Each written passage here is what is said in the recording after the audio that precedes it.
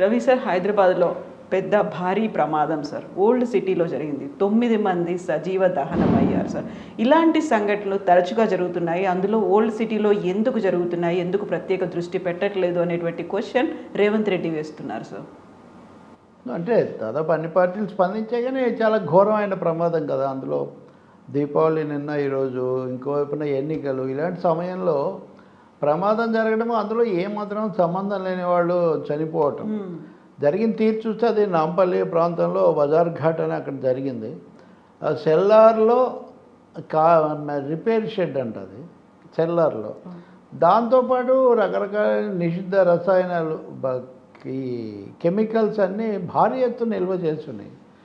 So అది ఎందుకు జరిగిందనేది ఇప్పటికీ స్పష్టత లేదు, కానీ మా అగ్ని ప్రమాదం అక్కడ జరిగింది. ఏమన్నా టపాకాయలు కూడా అనే మాట ఏదో కేటీఆర్ టపాసుల వల్ల జరిగిందా ఇంకొకటి విచారించాలి మేమని అంటున్నారు, కానీ అవన్నీ తెలీదు.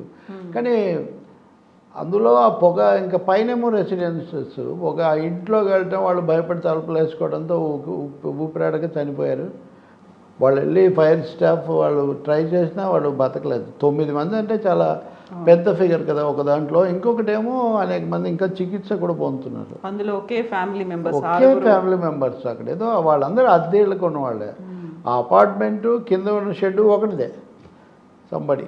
అతనికి తెలుసు విషయం, ఈ ప్రమాదం అతనికి తెలియదానికి, అది బహుశా అద్దెలు అట్లా ఇట్లా ఉంటాయని ఏదో వాళ్ళు చేరుంటారు, బలైపోయారు అనమాట. ఇప్పుడు ఇది నిజానికి నగరాన్ని కలిచేస్తుంది. అందులో ఇలాంటి సమయంలో జరగటం అనేది కూడా చాలా ఇబ్బందికరమైంది. కేటీఆర్ అలాగే ఇంకా అధికారులు కొంతమంది వెళ్ళి తిరిగి చూసినట్టున్నారు. అన్ని పార్టీల నాయకులు కూడా ఏం చూసినా ఏం చేసినా ప్రాణాలు తిరిగి రావు. రెండోది మీరు అడిగినట్టుగా ఓల్డ్ సిటీలో, పాత బస్తీలో ఇలాంటివి చాలాసార్లు జరిగాయి. ఇంతకుముందు స్వప్నలోకలో అట్లాగే జరిగింది. దక్కన్ మాల్ అనే దగ్గర ఒకసారి జరిగింది. తాజాగా ఓల్డ్ సిటీలో కాదు కానీ సికింద్రాబాద్ దగ్గర కూడా ఒక పెద్ద ప్రమాదం జరిగింది. వీటన్నిటిలో మల్టీ స్టోరీ బిల్డింగ్స్లో జరగటము, వాళ్ళ ఎవరో సంబంధం లేని వాళ్ళ ఇళ్లలోకి పొగ వచ్చి చచ్చిపోవటం, ఇదంతా కూడా జరుగుతుంది. ఇక్కడ ముఖ్యంగా ముందుకు వచ్చిన ప్రశ్న ఏంటంటే, రెసిడెన్షియల్ ఏరియాలో, ఆవాస ప్రాంతాల్లో అన్ని డబ్బాల కెమికల్స్ నిల్వ చేయడాన్ని ఎలా అనుమతిస్తున్నారు? కమర్షియల్గా ఎలా? అది కమర్షియల్. రెండోది డేంజర్ ఏరియాస్ కదా అవి. కాబట్టి చాలా పెద్ద అందరూ ప్రశ్నిస్తున్నారు. దానికి అధికారులు జవాబు చెప్పాల్సి ఉంటుంది. ప్రభుత్వం కూడా దీన్ని ఇంకా లోతుగా దర్యాప్తు చేయాలి. 5 లక్షలు పరిహారం అది ప్రకటించారు కేటీఆర్, కానీ కాదు ఇంకా ఎక్కువగా ఇవ్వాలని కూడా ప్రతిపక్షాలు అడుగుతున్నాయి. అది ఒక భాగం అయిపోయిన తర్వాత పోస్ట్ మార్టంలో. కానీ ముందు అసలు పాత బస్తీ క్రికెట్స్ ఉండటము, ఎక్కడికక్కడ చిన్న చిన్న ఇళ్ళు, అందులోనే రకరకాల వ్యాపారాలు, అందులోనే రకరకాల వర్క్షాప్లు, అనేక రకాలైనటువంటి కొన్ని రకాల అవాంఛనీయ శక్తులు, స్వార్థపరులు, కబ్జాదారులు అందరూ అయిపోయి మిగతా చోట్ల లేదని కాదు, ఈ ప్రజలు అన్నీ ఉన్న పాత బస్తీలో ఇది సమస్య కొంచెం ఎక్కువగానే ఉంది. వాటి మీద అనేక సార్లు ఇలాంటి ఘటనలు జరుగుతున్నా కానీ ప్రభుత్వాలు మారాయి, ఇప్పుడు రాష్ట్రం కూడా మారింది, అయినా కానీ ఈ సమస్య మటుకు అట్లాగే ఉంది. దీన్ని ఒక తీవ్రమైన హెచ్చరికగా తీసుకోవాల్సిన అవసరం ఉంది. ఇలాంటివి పునరావృతం కాకుండా కూడా చూడాల్సి ఉంటుంది. సపరేట్ ఫోకస్ అనేది ఓల్డ్ సిటీ మీద పెట్టాలి. డెవలప్మెంట్ అనేది ఏళ్ల తరబడి అలాగే ఉంటుంది, స్తబ్దుగా ఉంది తప్పక డెవలప్మెంట్ కనిపించట్లేదు, ఇవన్నీ వినిపిస్తున్నాయి సార్. ఎందుకని దాన్ని అలాగే స్టేటస్ కో మెయింటైన్ అవుతోంది సార్? నిజంగా అది పెద్ద ప్రశ్న. ప్రభుత్వాలు అనేక సార్లు ఏమో రకరకాల కమిషన్లు లేకపోతే వేరే సంస్థలు అట్లా ఏర్పాటు చేసాయి, మేము ప్రత్యేక నిధులని. కొత్త ముఖ్యమంత్రులు వచ్చిన తర్వాత ఒకసారి అక్కడ పర్యటించడం, ఏదో ఒకటి చెప్పడం, ఇవి జరుగుతూనే ఉన్నాయి. కానీ అల్టిమేట్గా ఏం జరగట్లేదు. దానికి ఒక కారణం ఏం చెప్తారంటే, ఎప్పుడు మజ్లిస్ వాళ్ళు ఉంటారు, ఎప్పుడు వాళ్ళే గెలుస్తూ ఉంటారు, వాళ్ళ అభివృద్ధిని అడ్డుకుంటారని ఇతరులు అంటుంటారు. వాళ్ళేమో మీరు అభివృద్ధి చేయడం లేదు, వివక్ష చూపిస్తున్నారని వాళ్ళు అంటారు. ఏదంటేనే అదొక హైదరాబాద్ నగరంలో, జంట నగరాల్లో అదొక తీవ్రమైనటువంటి సమస్యగా కొనసాగటమే కాకుండా ఇట్లాంటి పరిణామాలు. ఇప్పుడు ఎంతవరకు అంటే, ఆ కాంగ్రెస్ అభ్యర్థిగా అక్కడ ఉన్న ఫిరోజ్ ఖాన్ అని అతను అక్కడికి వెళ్ళి ప్రభుత్వమే దీనికి బాధ్యత వహించాలి ఏదో అంటున్నట్ట. మజ్లిస్ వాళ్ళు వచ్చి అక్కడ అతనికి ఏదో అడ్డు తగలటము, వాళ్ళ మధ్య ఘర్షణ, లాఠీ చార్జ్. 9 మంది చనిపోయిన విషాద ఘటనలో లాఠీ చార్జ్ చేయాల్సినంత ఉద్రిక్తత అక్కడ అయిందంటే, రాజకీయ పార్టీలు మాట్లాడకూడదు. అక్కడ ఎవరైనా చెప్తారు కదా, మీరైనా వెళ్ళినా ఇది చేయలేదా, అధికారులకు తెలీదా, ప్రభుత్వం ఏం చేస్తుంది, ప్రమాదం జరిగినప్పుడు అంటారనమాట. ఇంకోటి, ఈ స్టేట్మెంట్స్ అన్నీ మనం చూస్తే కూడా ఎప్పుడూ మేమే ప్రాతినిధ్యం వహిస్తున్నాము, ఇది మాది అని చెప్పేవాళ్ళు అందరు ముఖ్యమంత్రులకు దగ్గరగా ఉండేవాళ్ళు వాళ్ళే కదా, మరి వాళ్ళు ఎందుకు ఈ పరిస్థితిని మార్చట్లేదు? అందులో ఏళ్ల తరబడి అదే పార్టీ అదే అదే ఎమ్మెల్యేలు నేను చెప్పే దశాబ్దాలు కంటిన్యూస్గా అవి మీరు 2 సార్లు 3 సార్లు 4 సార్లు 6 సార్లు అయిన 6 సార్లు ఇంకా కొంతమంది అసలు కంటిన్యూస్గా ఉన్నవాళ్ళు ఎందుకు వాటి మీద మీకు తెలిసి ఉండాలి కదా, మీకు ఈ పాటికి మీకు ఫింగర్ టిప్స్ మీద ఎక్కడెక్కడ ఏముంటుందో తెలియాలి. మీరు ఎందుకు ఆపడం లేదు, వాటి మీద ఎందుకు దృష్టి తేవటం లేదు? పోనీ వాటి మీద మీరు ఏమైనా తీవ్ర ఆందోళనలు అవి చేసినటువంటి దాఖలాలు ఏమన్నాయో అవి లేదు. ఇంకా ప్రభుత్వాలు కూడా ఉన్నంతలో అప్పటికి సర్దుబాటు చేయటం, అప్పటి దాని నుంచి బయటపడటం అనేది తప్ప ఇప్పుడు మజ్లిస్ ఉంది, ఇప్పుడున్న అధికార పార్టీకి మిత్రపక్షము ఉభయలు ప్రకటించుకున్నారు కదా. రెండోది మేము కమిటెడ్ అక్కడ అభివృద్ధి కోసము, పైగా తెలంగాణ సంస్కృతి అది ఇది అన్నప్పుడు హైదరాబాదు చార్మినార్ లేకపోతే అవన్నీ లేకుండా ఇంకా తెలంగాణ సంస్కృతి ఏముంది? మరి దాని మీద ఎందుకు శ్రద్ధ లోపిస్తుంది? అది వేరే, అదేదో వేరే పద్ధతి అన్నట్టుగా, అది వేరే రాజ్యం అన్నట్టుగా ఉన్న పరిస్థితి నుంచి ఇవన్నీ ఉత్పన్నమవుతున్నాయి. ఇతర చోట్ల కూడా జరుగుతాయి, అది కూడా నేను చెప్తున్నా. కేవలం ఇక్కడ కానీ ఇక్కడ జరిగే ఒక పర్టికులర్ దీంట్లో ఉండటం, తొందరగా మళ్ళీ మరుగున పడిపోవడం, మళ్ళీ అటువంటివే పునరావృతం కావటం జరిగినప్పుడు కూడా వెళ్ళేటటువంటి యాక్సెసిబిలిటీ, దాని మీద ఒక ఓపెన్ డిస్కషను అది కూడా లేకపోవటం, ఇవన్నీ చాలా అభ్యంతరకరమైన విషయాలు. అది ఆర్టీజార్జీకి కూడా దారితీసిందంటే ఇంకా అనుమతిస్తే ఏమవుతుంది? ఇప్పుడు అందరికంటే ముందు వాళ్ళు కదా ఉండాలి ఇక్కడ. వాస్తవంగా సహాయ కార్యకలాపాలు వీటన్నిటిలో ఆ పార్టీ మజ్లిస్ నాయకులు ముందుండి దాన్ని లీడ్ చేసి అవన్నీ చేసే బదులు మరి ఇటువంటివి ఎందుకు అనుమతిస్తున్నారు? ఇవి అక్కడ ప్రజలకు ప్రమాదం కలిగిస్తాయి కదా. స్థలాలకు సంబంధించి కానీ ఇంకోటి కానీ ఒక 3-4 ఇన్సిడెంట్స్ చూసుంటాం మనం. ఇప్పుడు సరైన వసతులు లేవు. చివరిగా ఘర్షణలు పెరిగి అక్బరుద్దీన్ ఓవైసీ మీద కూడా ఒక దశలో హత్య, ఆయన దాదాపు ఇబ్బందిగా ఉండి బయట 10 years బ్యాక్. మరి ఎందుకు ఈ పరిస్థితులు ఎందుకు మార్చడానికి ఒక గట్టి ప్రయత్నం ఎందుకు జరగట్లేదు? ఏ శక్తులు అడ్డు తగులుతున్నాయి అనే ప్రశ్న వస్తుంది. సో మెరుగైన వసతులు కాదు, అసలు సరైన వసతులే లేవు. ఒక ట్రాఫిక్ సమస్య అనేది కనిపిస్తుంది, మనకి రోడ్ల సమస్య ఉంటుంది, డ్రైనేజ్, మంచినీళ్ళు, ఇలాంటి సమస్యలన్నీ ఏళ్ల తరబడి అక్కడే కొనసాగుతూ వస్తున్నాయి. ఇలాంటి దుర్ఘటనలు ఇవన్నీ డెవలప్మెంట్కు సంబంధించినవి కదా. అభివృద్ధి ఇన్ఫ్రాస్ట్రక్చర్ అక్కడ ఏర్పడకుండా, రోడ్లు విశాలం కాకుండా, లైట్లు అనండి, డ్రైనేజ్ అనండి, ఇవన్నీ పరిష్కారం కాకుండా ఎట్లా మీరు వెహికల్స్ కూడా పోవు. ఇప్పుడు మెట్రో అనేది అక్కడి దాకా పోవాలంటే కూడా ఎంత వివాదం జరిగిందో మనకు తెలుసు. ఇప్పుడు కూడా నిజంగా ఎక్కడ ఆగింది, ఎందుకు ఆగింది మామూలు వాళ్ళకి చాలామంది తెలియదు, రాజకీయాల్లో ఉన్న వాళ్ళకు, మీడియా వాళ్ళకు కూడా. కాబట్టి ఈ వలయాన్ని ఛేదించాల్సిన అవసరం మటుకు చాలా ఎక్కువగా ఉంది. ఈ ప్రమాదం మరొకసారి దాన్ని మనకు గుర్తు చేస్తూ ఉంది.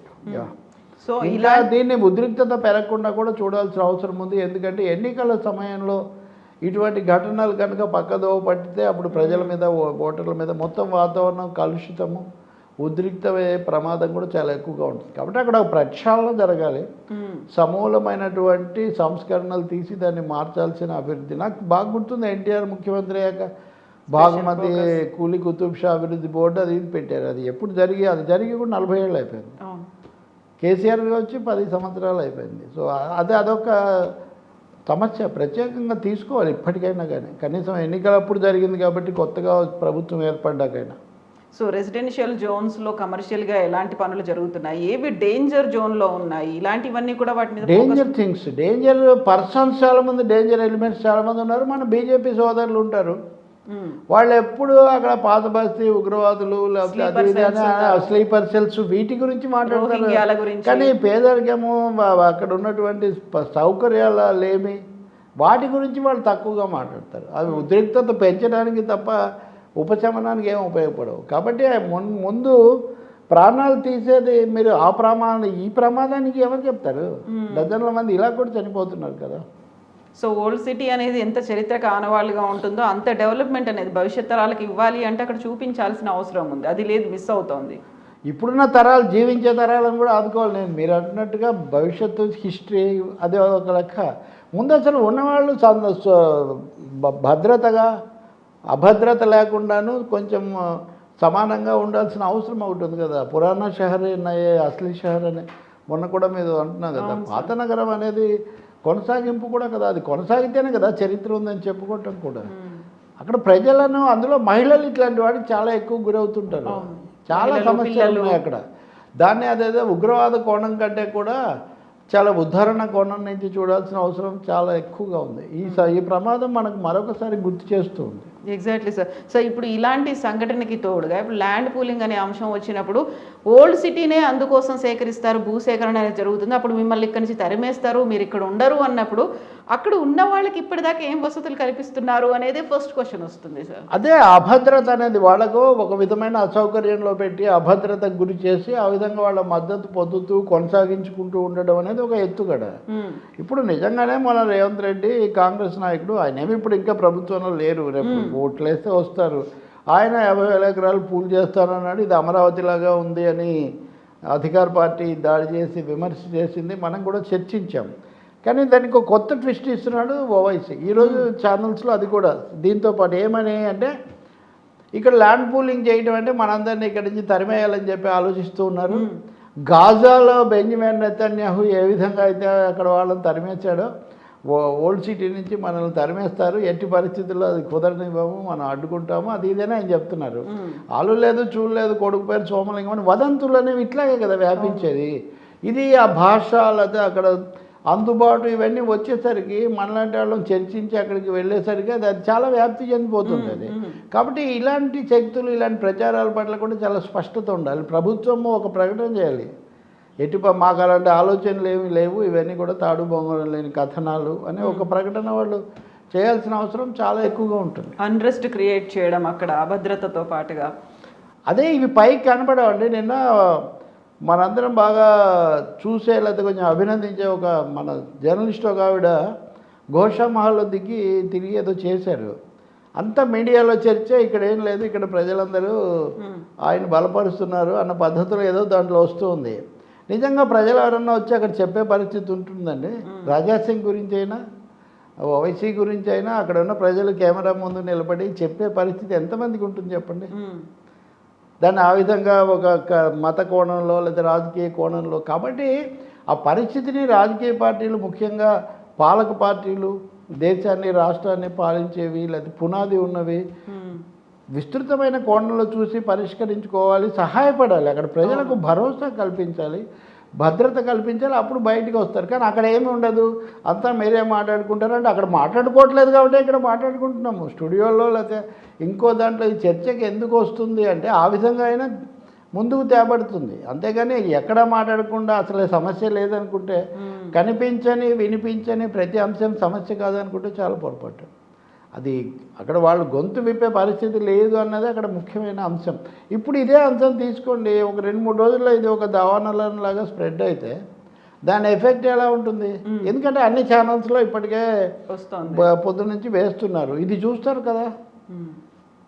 సో హైదరాబాద్లో ఓల్డ్ సిటీ అనేది ఎక్కడే మారుమూల గ్రామంలో కాదు, ఏజెన్సీ ఏరియాలో కాదు, హైదరాబాద్లోనే ఉంది, హైదరాబాద్తోనే కలిసి ఉంది. బట్ డెవలప్మెంట్ మాత్రం లేదు. ఇలాంటి సంఘటనలు తరచూ జరుగుతున్నాయి. అందులో ఒక అన్రెస్ట్, పొలిటికల్ అన్రెస్ట్ అనేది, పబ్లిక్లో ఉన్నటువంటి అన్రెస్ట్, పొలిటికల్ అన్రెస్ట్ అది అట్లాగా కొనసాగటం. దానికి ఇప్పుడు రేవంత్ రెడ్డి కూడా నేను భాగ్యలక్ష్మి ఆలయం దగ్గర ప్రతిజ్ఞ చేద్దాం అంటున్నాడు. ఇది ఒక ఆయన కనిపెట్టాడు, బండి సంజయ్. ఇప్పుడు అందరూ అక్కడికి వెళ్ళి ప్రతిజ్ఞలు చేస్తుంటే అక్కడ చుట్టుపక్కల వాళ్ళ ప్రభావం ఏముంటుంది? ఇవన్నీ చాలా ప్రశ్నలు ఉన్నాయి. నేను చెప్పగలిగింది ఒకటి, రాజకీయ పార్టీలు బాధ్యతగా వ్యవహరించాలి, అన్ని తరగతుల ప్రజలను కూడా పరిగణనలోకి తీసుకొని విశ్వాసంలోకి తీసుకొని వాళ్ళకి భరోసా కల్పించాలి. మూడవది, ఏ పార్టీ వాళ్ళు అయినా కానీ దీనికి అడ్డుపడే వాళ్ళు ఎవరు లేదా మత రాజకీయాలు చేసే వాళ్ళు ఎవరు, వాళ్ళని అదుపు చేయాలి. పౌర సమస్యలు అనేవి మతాలకు అతీతంగా civil amenities, civil society problems అవి పరిష్కారం చేసుకోవాలి. ఇలాంటి ఎన్నికల సమయంలో వచ్చింది కాబట్టి ఈ ఎన్నికల్లో అక్కడ పోటీ చేసే ప్రతి వాళ్ళు ఈ విషయాల్లో తమ వైఖరి ఏంటి, తమ ఏ విధంగా వీటిని పరిష్కారం చేస్తాము, అలా దాని రూపురేఖలు ఎలా మారుస్తాము అన్నది చెప్పాల్సి ఉంటుంది. అంతేగాని బహుశా ఇట్లాంటివి కూడా వదంతులను కూడా చాలా ఖచ్చితంగా ఖండించాల్సి ఉంటుంది. Sir, thank you sir.